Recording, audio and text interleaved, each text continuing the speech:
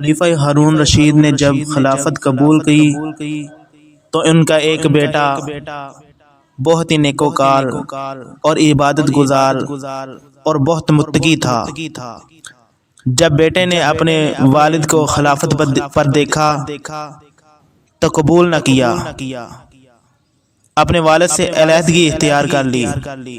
ایک دن وہ درویش صفت شہزادہ انتہائی سادہ لباس میں دربار خلافت میں حاضر ہوا تو خلیفہ کو مصاحبین نے اس کے خلاف ابھارا کہ حضور اس لباس میں دربار خلافت میں آ کر آپ کو ذلیل و رسوا کرنے کے علاوہ اور کیا مقصد ہو سکتا ہے؟ خلیفہ کے چہرہ پر ناگواری کے اثرات دیکھ کر نوجوان شہزادے نے قصر خلافت پر بیٹھی ہوئی چڑیا کی طرف اشارہ کیا، اے چڑیا اللہ کے حکم سے میرے ہاتھ پر آ جا۔ وہ فوراً آ گئی اور کہا اللہ کے حکم سے اٹھ جا اور میرے والد کے ہاتھ کبھی نہ آنا۔ وزراء اس منظر کو دیکھ کر انتہائی شرمسار ہوئے اور بولے شہزادے یہ مقام تجھے کیسے حاصل ہوا؟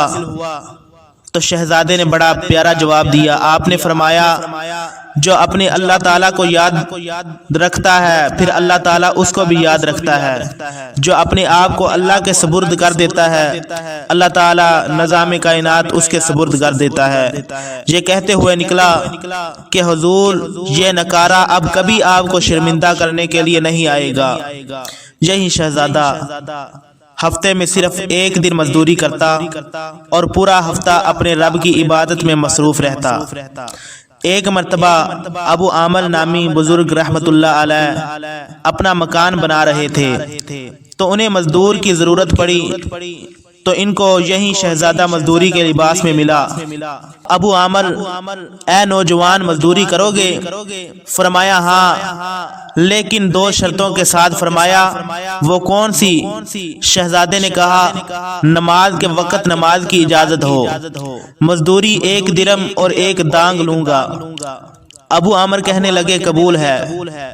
ابو عامر ان کو کام بتا کر کہیں کام چلے گئے۔ شام کو واپس آئے، کیا دیکھا ایک آدمی نے 10 آدمیوں کا کام کیا ہے۔ ابو عامر کہنے لگے بیٹے آپ نے 10 آدمیوں کا کام کیا ہے لہذا 3 درم تو تیرے بنتے ہیں، یہ 3 درم لے لو۔ نوجوان کہنے لگا نہیں صرف 1 ہی لوں گا۔ وہ 1 درم لے کر چلا گیا۔ ابو عامر دوسرے دن پھر مزدوروں کے ٹھکانے پر پہنچے تو اس کو نہ پایا۔ مزدوروں نے بتایا وہ صرف سوموار کو ہی مزدوری کرتا ہے۔ ابو عامر نے کام بند کر دیا اور کہا وہ کوئی عارف باللہ محسوس ہوتا ہے۔ دوسرے ہفتے ابو عامر کو وہ مل گیا۔ ابو عامر نوجوان کو کام لگا کر خود خفیہ جگہ سے اس کے کام کو دیکھنے لگے۔ عجیب منظر تھا، نوجوان گارا بچھاتا تھا، اینٹیں اور پتھر خود آ کر ترتیب سے لگ رہے ہیں۔ ابو عامر سمجھ گئے کہ یہ کوئی خدا رسیدہ نوجوان ہے، شام کے وقت مزدوری بڑھانی چاہیے تو نوجوان نے انکار کر دیا۔